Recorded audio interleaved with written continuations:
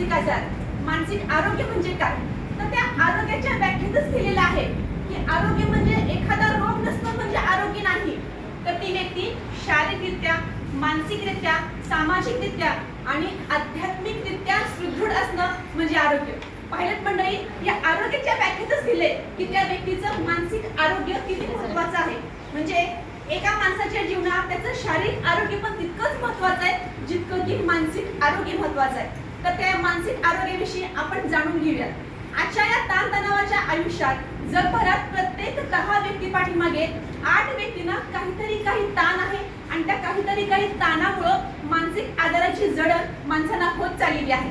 तर ही मानसिक आजाराची लक्षणं काय असतात हे आम्ही तुम्हाला नाटिकेच्या रूपातून दाखवणार आहोत. तर हे काय आहेत मानसिक आजार? तर मानसिक आजाराचे भरपूर स्वरूप आहेत. जसे की मानसिक आजार हे नैराश्यातून दिसतं, मानसिक आजार हे दुभंगलेल्या व्यक्तिमत्वातून दिसतं, मद्यप्राशन केल्यानंतर पण मानसिक आजाराची जडण माणसाला लागू शकते. त्याच पद्धतीनं काही ओसीडीच्या स्वरूपात पण मानसिक आजार उद्भवू शकतात. तर नाटिकेतून आम्ही तुम्हाला सादर करत आहोत. प्रथमतः उन्मादवाद म्हणजे काय आणि त्याची लक्षणं कशी असतात ही प्रस्तुत करत आहेत आमच्या काही विद्यार्थी. तर प्रस्तुत आहे उन्मादवाद.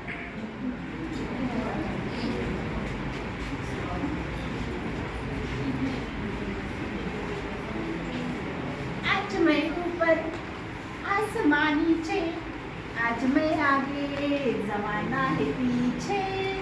तुम्हाला माहित आहे का, हे जे सर्व गाव आहे ते माझ्या मुठीमध्ये आहे आणि मी खूप मोठी आहे.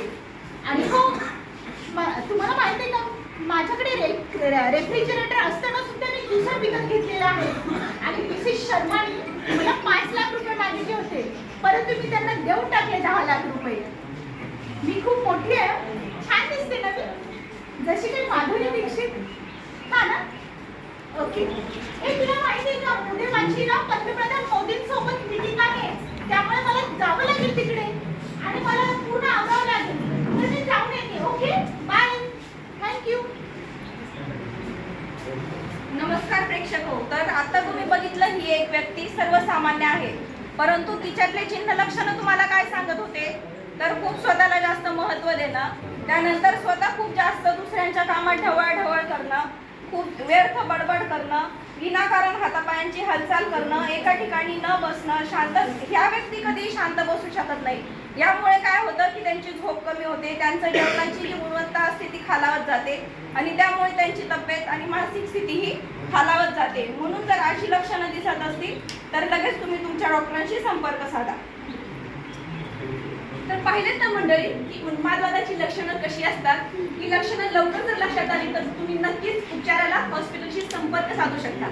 तर यानंतर आम्ही तुम्हाला दाखवणार आहोत की नैराश्याची लक्षणं कशी असतात आणि ती ओळखायची कशी. तर प्रस्तुत करत आहोत एक छोटीशी नाटिका नैराश्यावरती.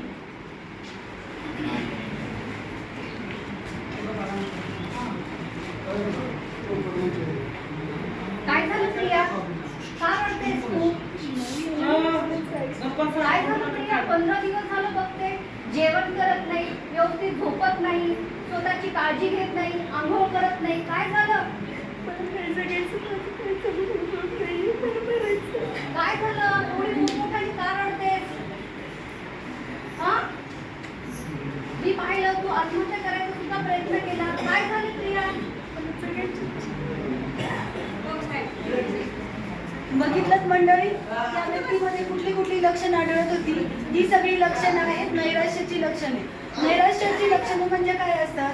तर नैराश्यामध्ये सतत उदास वाटतं, हातात झाल्यासारखं वाटतं, कुठल्याही गोष्टीत आनंद वाटत नाही, सतत मृत्यूचे विचार मनामध्ये येतात आणि मृत्यूचे विचार मनात येतातच त्याबरोबर आपण खूप वेळा आत्महत्येचा प्रयत्न केलेला असतो. सतत मनामध्ये नकारात्मक विचार येतात, जीवनामध्ये जगण्यामध्ये रस वाटत नाही, भविष्यात आपण काहीच करू शकत नाही असं त्या व्यक्तीला वाटतं. जेवण जात नाही, सतत झोपून राहायचं, इतरांपासून अलग वेगळं राहायचं आणि कोणामध्ये एकत्र नाही राहायचं. आणि त्याचबरोबर ही सगळी लक्षणं जाणवत असताना जे काही आजूबाजूला घडतंय, जे काही घरात घडतंय, ते सगळ्या गोष्टीला मी जबाबदार आहे. कुठलीही वाईट गोष्ट झाली तर ती गोष्ट फक्त मी जबाबदार आहे असं त्या व्यक्तीला वाटत राहतं. आणि त्याचबरोबर त्यांना मानसिक लक्षणं तर आढळतात, पण त्याच्याबरोबर शारीरिक लक्षणं पण आढळतात. तर काय असतात शारीरिक लक्षणं? डोकं दुखतं सतत, अंगदुखी, कंबरदुखी, पाठदुखी आणि ही सगळी लक्षणं असतातच. त्याबरोबर व्यक्ती व्यसनाच्या आहारी जाते आणि ही सगळी लक्षणं कमीत कमी 2 आठवडे दिसतील आणि कोणामध्ये अशी लक्षणं आढळली तर त्या व्यक्तीने त्वरित हॉस्पिटलशी संपर्क साधावा आणि औषध उपचार घ्यावे. धन्यवाद. तर पाहिलं ना मंडळी तुम्ही की नैराश्याची काय चिन्ह लक्षणं दिसतात. तर अशी जर चिन्ह लक्षणं तुम्हाला असं वाटत असेल की आपल्या घरामध्ये कुणाला दिसत आहेत, समाजामध्ये दिसत आहेत, तर तुम्ही नक्कीच त्वरित हॉस्पिटलशी संपर्क साधू शकता आणि उपचार घेऊ शकता. तर यानंतर आम्ही तुम्हाला मद्यप्राशन किंवा इतर मादक पदार्थ घेत असताना त्याचे शरीरावरती, कुटुंबावरती आणि नक्कीच त्याच्यानंतर मानसिक आजारावरती कसं रूपांतर होतं हे एका छोट्याशा नाटिकेतून प्रस्तुत करत आहोत. तर प्रस्तुत आहे एक छोटीशी नाटिका.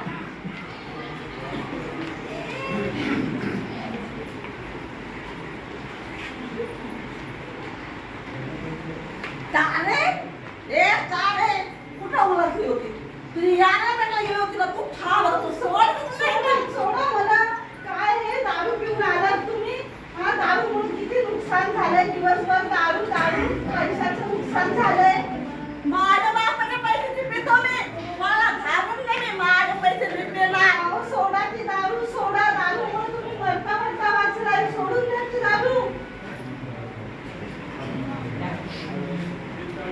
नमस्कार मित्रमंडळींनो, आता आपण बघितलंच की एक व्यसनाधीन व्यक्ती आणि त्याच्या कुटुंबाची होणारी वाताहत याच्यामध्ये व्यसन करणं हे शारीरिक आजार आहे, तसंच हा मानसिक आजार सुद्धा आहे आणि याच्यावर उपचार होऊ शकतो आणि व्यसन हे सुटू शकते.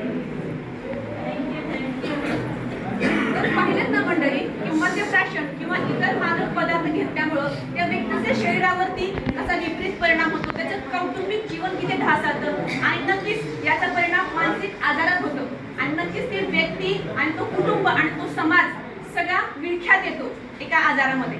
तर यानंतर आपण पाहूयात की मानसिक आजारामध्ये आणखीन एक आजार आहे ज्याला की OCD म्हटलं जातं आणि हा सध्याला खूप प्रचलित असा आजार आहे. तर छोट्याशा नाटिकेतून आम्ही प्रस्तुत करत आहोत की OCD ची काय चिन्ह लक्षणं असतात ते. तर प्रस्तुत करत आहोत छोटीशी नाटिका.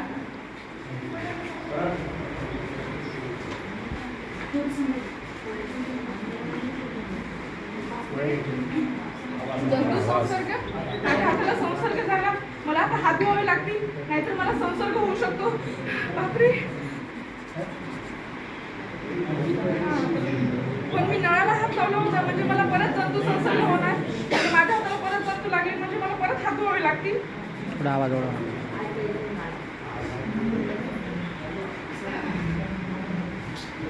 मी पैसे मोजले होते पण किती होते परत एकदा मोजावे लागतील. माझ्या लक्षात नाहीये. बापरे, परत हात लावले म्हणजे परत जंतू लागले माझ्या हाताला. मला परत संसर्ग होणार म्हणजे मला भीती वाटते. मला हात धुवावे लागतील परत. आता बघ मी दरवाजा लावला का नाही मला परत चेक करावं लागेल. लावला दरवाजा. मी परत टच केलं डोअरला म्हणजे मला परत जंतू संसर्ग होणार. मला हात धुवावे लागतील.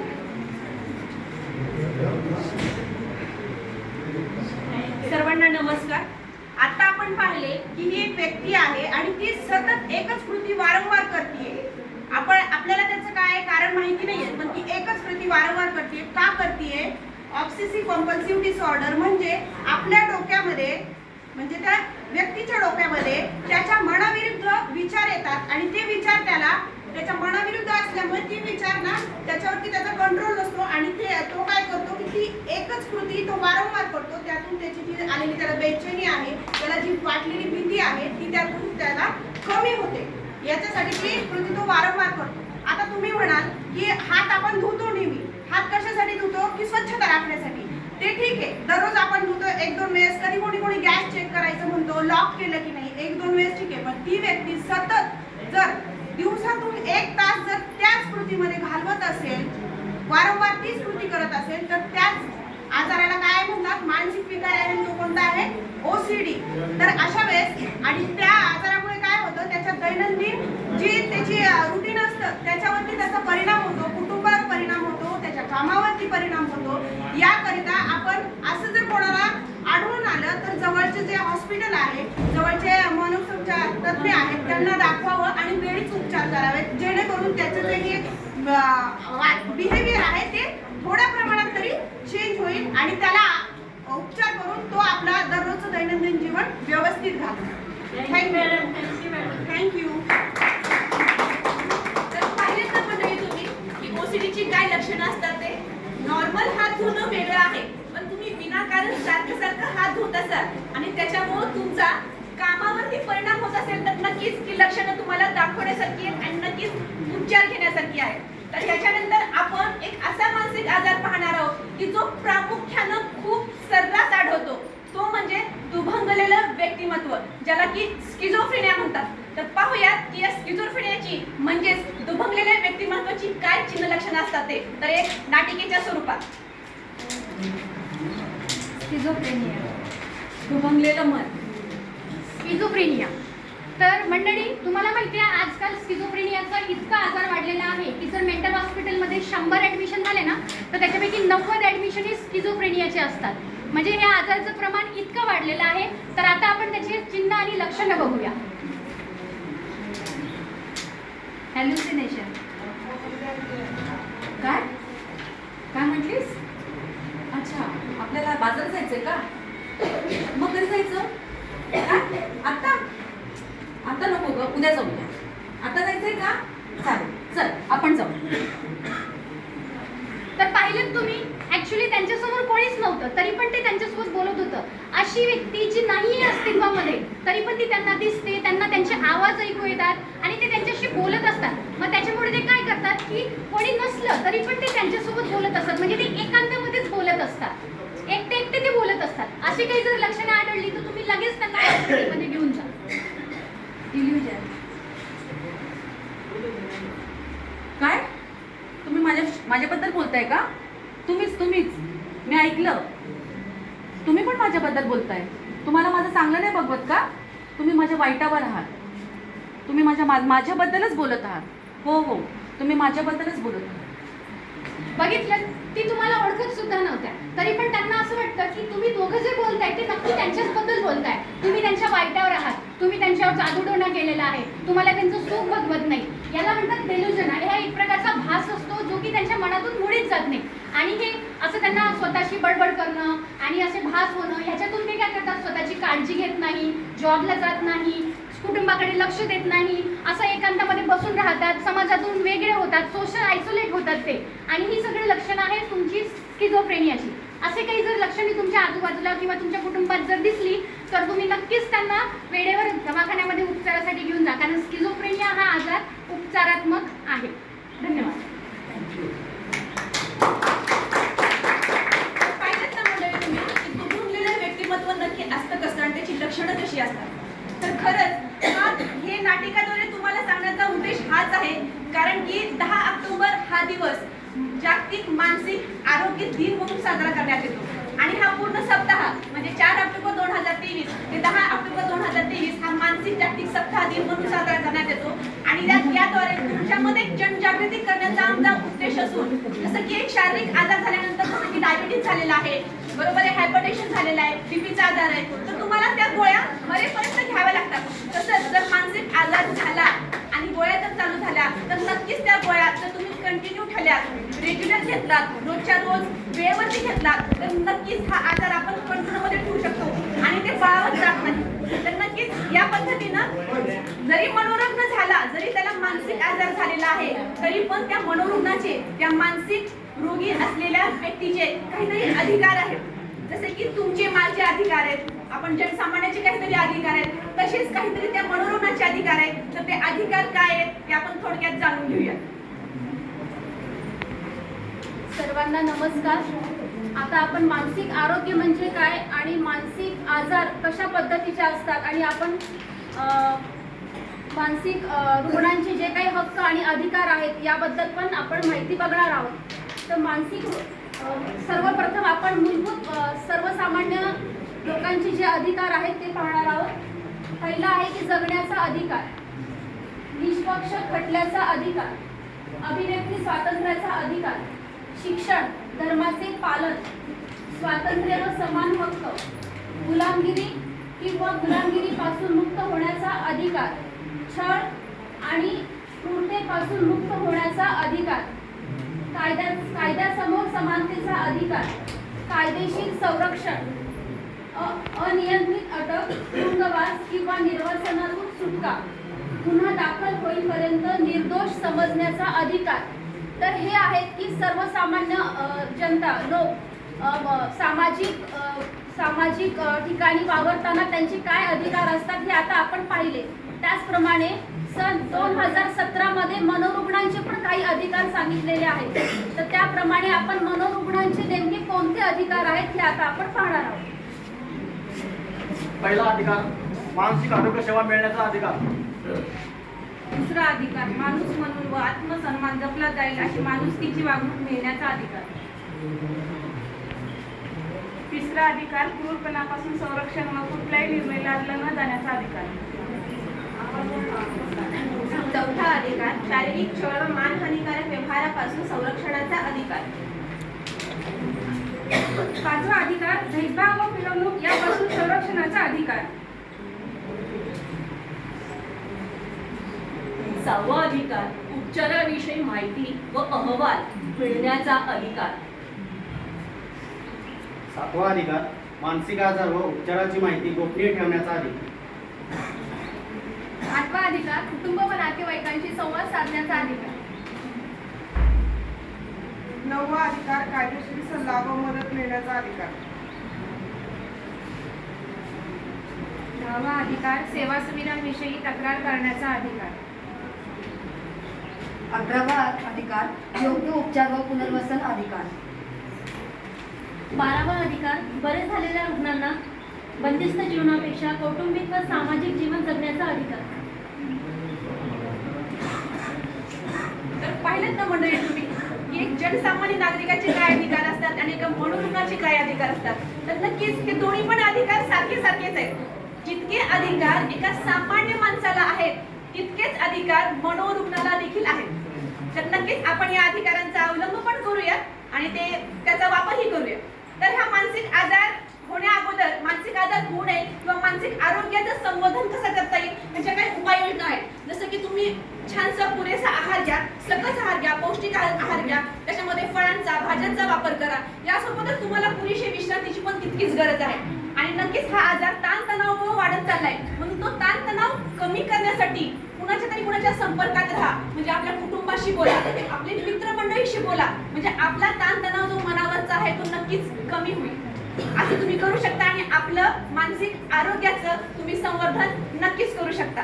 तर या वर्षीची मानसिक जागतिक आरोग्य दिनाची घोषवाक्यच आहे मानसिक स्वास्थ्य सर्वांचा मानवी हक्क. काय आहे? मानसिक स्वास्थ्य सर्वांचा मानवी हक्क. धन्यवाद.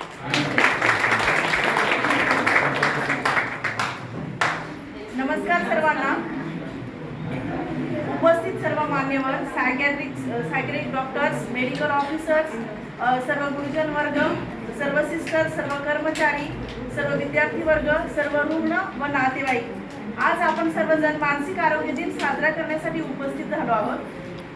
या कार्यक्रमासाठी सहकार्य केलेले गुरुजन वर्ग व विद्यार्थी यांनी जी नाटिका सादर केली त्यांचे सर्वांचे आभार व आपला बहुमूल्य वेळ पेशंट्स व त्यांचे नातेवाईक यांनी दिला त्याबद्दल सर्वांचे आभार.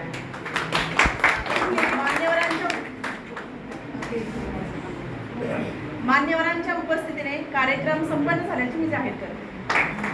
1 मिनिट फक्त एक महत्त्वाचा संदेश द्यायचा राहिला आमच्याकडून.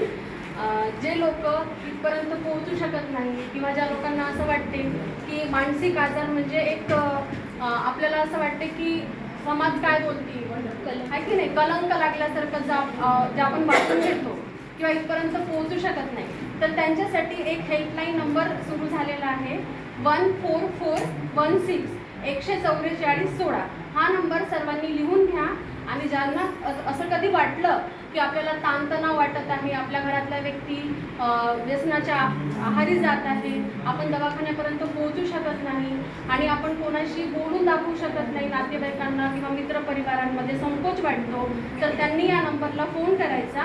त्याच्यावर मानसिक जे मनोरुग्ण तज्ज्ञ असतात ते तुम्हाला पुरेपूर तुमची माहिती घेतात आणि तुम्हाला उपचारात्मक सल्ला सुद्धा देतात. ठीक आहे, तर सर्वांनी हा नंबर लिहू. धन्यवाद. 14416 14416 14416 आता हा एक नंबर आपण शासनाने दिलेला आहे की ज्याला टेलिमानस या नावाने ओळखलं जातं, की संपूर्ण जगात आपल्या भारतामध्ये तर त्याचा नंबर आहे 14416 14416. तर या नंबरवरती तुम्ही संपर्क साधून मार्गदर्शन घेऊ शकता, समुपदेशन घेऊ शकता आणि उपचारासाठी सल्ला सुद्धा घेऊ शकता. ठीक आहे.